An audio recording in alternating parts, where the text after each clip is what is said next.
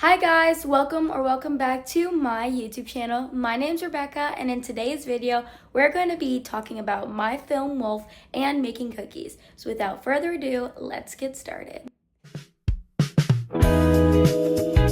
Before we begin, guys, I want to ask you to like, subscribe, and hit that notification bell so that you can get notified every time I post a new video. Comment down below any more questions that you may have about my film Wolf, and maybe if we can get to 100 likes, I'll make another video.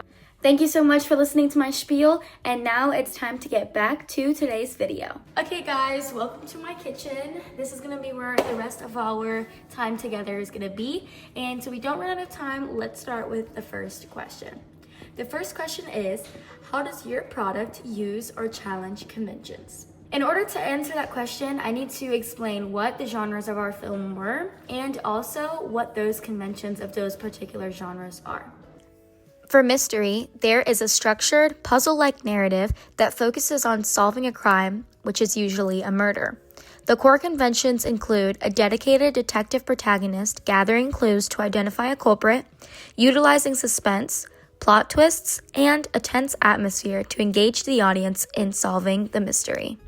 So while my film did have a puzzle-like structure and also include murder to an extent, there wasn't necessarily a protagonist who was trying to solve the murder or a detective or anything like that. Todorov would note that my movie itself doesn't even have a state of equilibrium. Todorov's theory is that a movie starts somewhere and it always ends somewhere, and there's also always a resolution. But we challenge that convention because we don't know what happened to Scarlet Rose at the end of our film. We see that she's clearly in danger, that she clearly doesn't want to be where she is, but we don't know where she is, and there's never a resolution. She never becomes safe. And going back to the protagonist, we actually have the opposite. We don't have anyone who cares about Scarlet and is trying to find out what happened to her and where she went and try to bring her to justice. Instead, they're calling her a slut, saying that she is just doing it for attention, and they're not even giving her the time of day. So this kind of challenged the convention of a mystery, because most mysteries end with a solution, a resolution, and there's always someone who's really out there looking for or trying to help the one who's in need. Now for drama films. Drama films have realistic characters, emotional themes, and intense interpersonal conflicts to evoke empathy and engagement from the audience. The key conventions include a serious tone, character-driven narratives, and structured plots focusing on internal or external obstacles, often featuring slow-paced editing to emphasize emotion. My film pretty much uses all of these conventions. If I had to choose one genre to define my film, I would most likely choose drama, because one, not only do we use most, if not all, of the conventions, but throughout the designing process, my main focal point was always the dramatics. How can we make this section really stick out? How can we make this music really dramatic?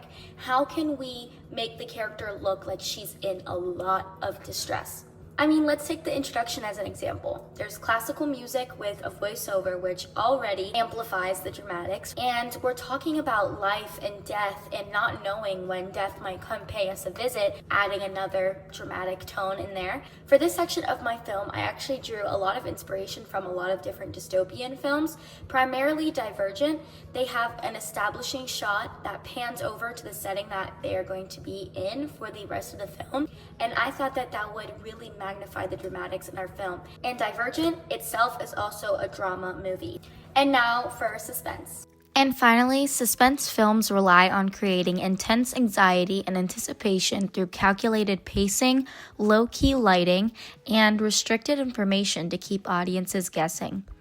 Key conventions include a ticking clock deadline, red herrings, isolated settings, and unreliable narrators, often featuring ordinary people caught in extraordinary, dangerous situations. As for how my film uses suspense conventions, I really wanted to keep my audience guessing at the end, so we did this. No.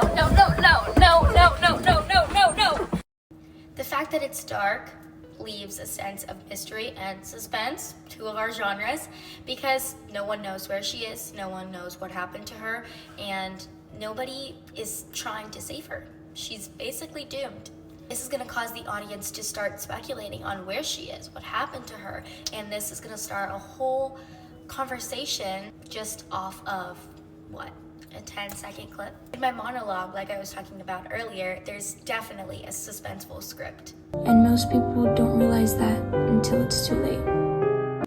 My film basically just showcases an ordinary schoolgirl who finds herself in circumstances that are less than ideal, and that fulfills the suspense category. So these cookies are all ready to go into the oven. So while we wait for the cookies to finish, we're going to move on to our second question.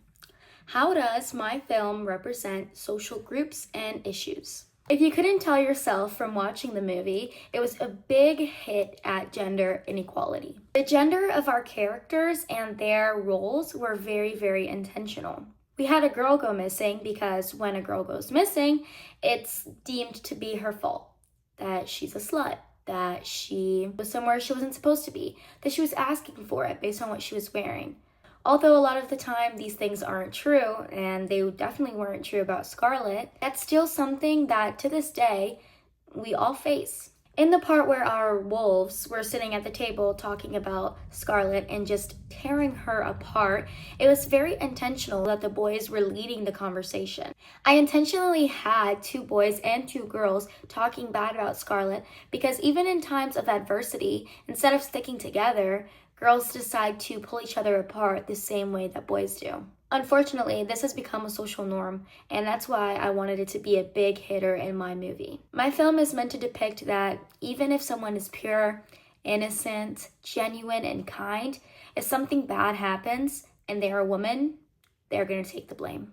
I would also like to point out the ideas of media theorists Curran and Seaton. Their main idea is that big media conglomerates control the media. When big media conglomerates control the media, they can control any and all media that comes out.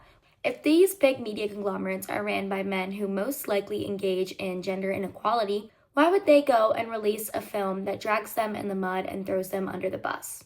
They won't. That's the thing. That's why it's important that small media companies represent social groups and issues and also defy conventions, because if they didn't, then every film would be the same and nothing would be revealed to the public. As Hesmond Hall would note, these media conglomerates are always just looking to make the most profit they can, and they don't really care about the product itself. Unfortunately, today's market is saturated with things that consumers don't even have to think about.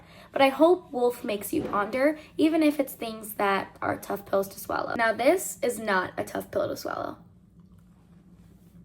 Thank you guys so much for watching today's video. See you guys next time.